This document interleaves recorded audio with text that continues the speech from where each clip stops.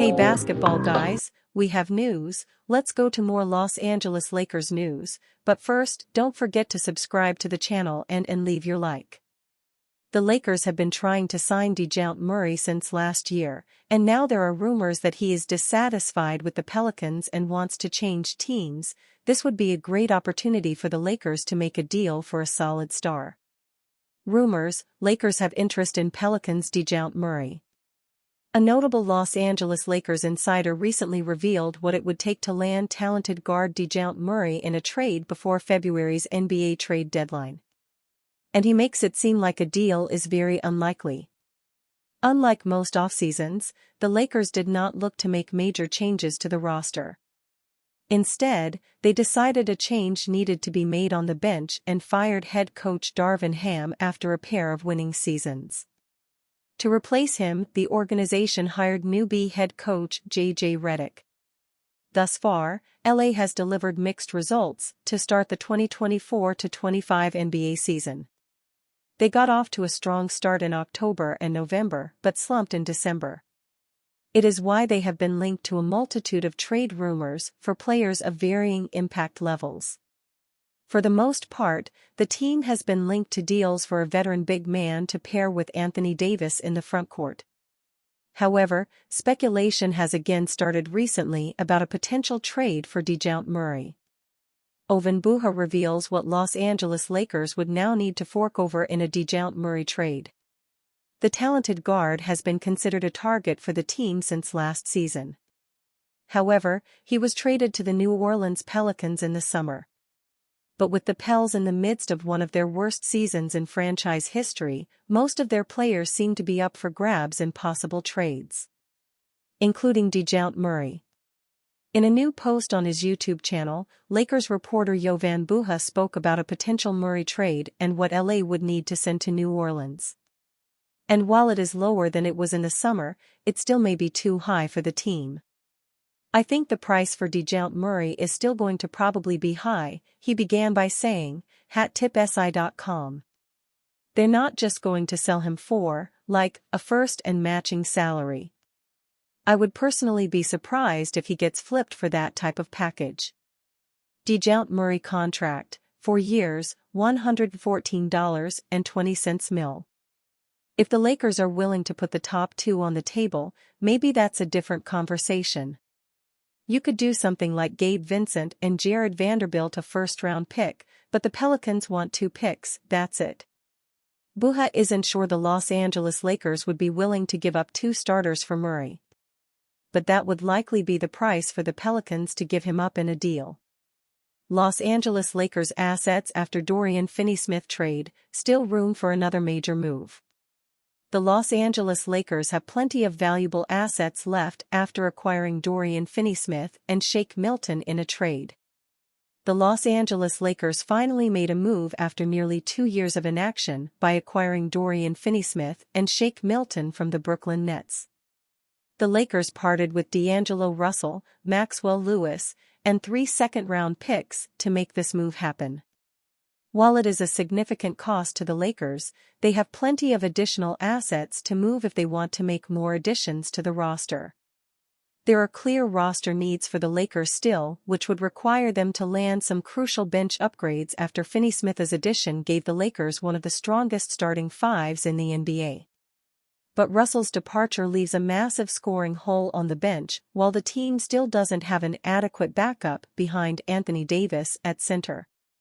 The Lakers are expected to stay open for business, so let's take a look at what remaining assets they can offer to other franchises to land the final pieces on what could be a contending roster. First-round picks. Remaining picks: 2027 first-round pick, 1 to 4 LAL, 5 to 30 UTA, 2029 first-round pick, LAL, 2030 first-round pick, LAL, 2031 first-round pick, LAL. The Lakers have 2 tradable first-round picks and 1 pick swap to offer in additional deals. Their 2027 pick is already headed to the Utah Jazz in all likelihood, with the pick being top 4 protected after it was dealt in 2023 to facilitate the Russell Westbrook salary dump, which brought D'Angelo Russell and Jared Vanderbilt to the Lakers. Given the Lakers' starting five is mostly complete, there doesn't seem to be any move for a major player that could benefit from the inclusion of a first-round pick.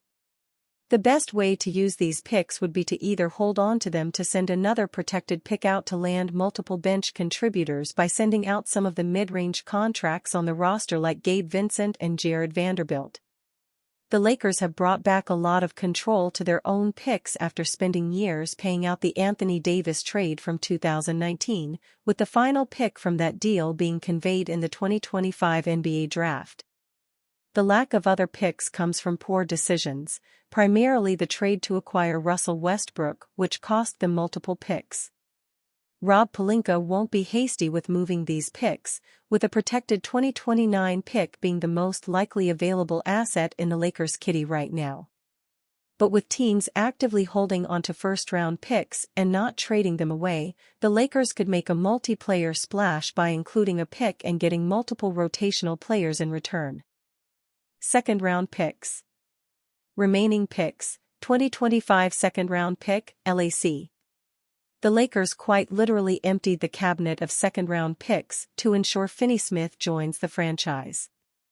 They have one second-round pick remaining, which will come from the Los Angeles Clippers this season. It could have greater value at the start of the season when many anticipated the Clippers would miss the playoffs, but that pick looks like it will convey in the 40s this season. This isn't a major asset, as no team will give the Lakers a player upgrade for just one second-round pick, unless the Clippers fall apart between now and February, boosting the value of this pick in a loaded draft.